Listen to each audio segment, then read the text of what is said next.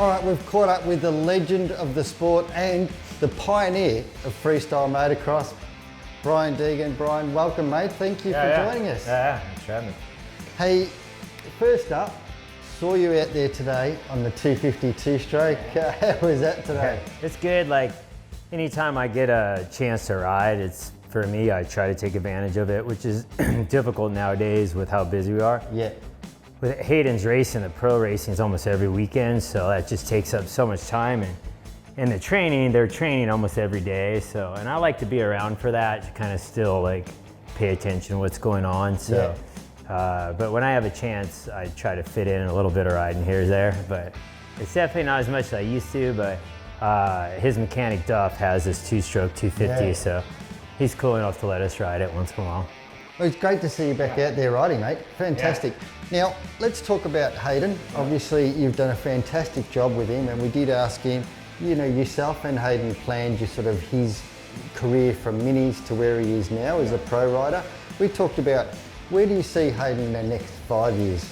Like, we try to plan everything, you know, as far as like goals and kind of mindset, and you have time frames, I would say, but his speed, getting these levels that he's gotten to so quick was not planned, you know, that wasn't, we didn't plan on him being that quick this fast, so I still feel like it's probably a 3-year on light spike deal, you know, that's kind of the standard 3 to 4 years. Maybe this would be his learning year this year, and then you have usually a learning year, then you run a championship, and then you usually have 2 more years to win a championship and defend it, right? That's kind of like the way it goes. And very rare do you get a guy like I would say you go back to Carmichael or Stewart that were threats their first year. Yeah. I mean, that's rare. I mean, Villapoto is probably the last one, I would say. Villapoto was the last one to, maybe I'm wrong, I don't know, but I feel like he's the last one rookie season to battle. Let's go one step different. Hudson coming up. I didn't ask Hayden, but Hudson, if he comes through and he starts beating Hayden, how's that battle going to be? Yeah, because he seems like a funny kid. Yeah, Hudson, so I feel like we were a lot looser with Hudson, you know, as far as... it's always the third kid. Yeah, for the third kid, always gets the less rules, and yeah, it's a little more mellow. Like, I think Haley got the most strict upbringing, and I think I can see how that has affected our relationship, you know? My point is, with Hudson, he's more carefree, he likes to fish, likes to cook, there's a lot of things, he's a multitasker. The thing I like most about Hudson is his personality. He's a talker, he'll be fine in life. Because as a parent, you always think, okay, how am I setting my kid up for a future? And with Hudson, I think he'll be fine, because he's always going to be able to sell something, you know, like which is life, right? That's life. If you really look at the bottom line, that's kind of what everyone's doing. So, but yeah, I feel like Hudson's going to be fine. He rides for fun.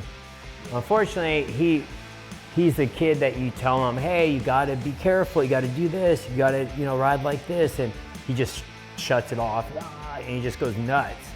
And he'll try to jump stuff and case it and crash. I mean, he's broke a lot of bones, you know, and that's what worries me, because I feel like he's not at that level yet of really listening and understanding that it's a dangerous sport. So we struggle with that, but I think, I don't know what he's gonna wanna do. From afar, there is, you know, everybody must be sitting and saying, you know, he's done such a great job with his child, not just with his speed and the way he rides, the way he holds himself. He's a great kid, you know, very respectful, good kid. How did you get into this position?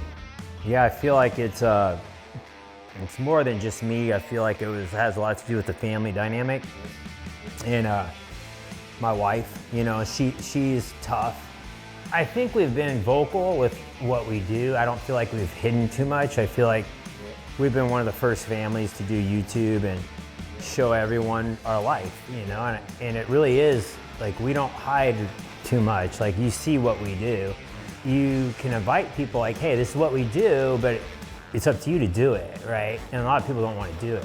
It's a lot of work, you know. It's a lot of discipline. You know, Hayden was doing motos before he went to school, in elementary school. In the morning, he would do a 20-minute main event on the Supercross track on a 65 before he went to school at 6 a.m., you know, and because he wanted to. Like, he's like, I want to ride, but I have to go to school. I'm like, well, sun comes up 6, let's go ride at 6, you know, and he was ready to go and do it. You were there too. Yeah, I was there. You were right up there. at 6 as well. Right there with him, let's go do it. And I feel like we didn't cut any corners with him, and I put him into Supercross early, and I don't think that's a secret, but I think he's one of the first kids to be on a Supercross track at an early age, you know?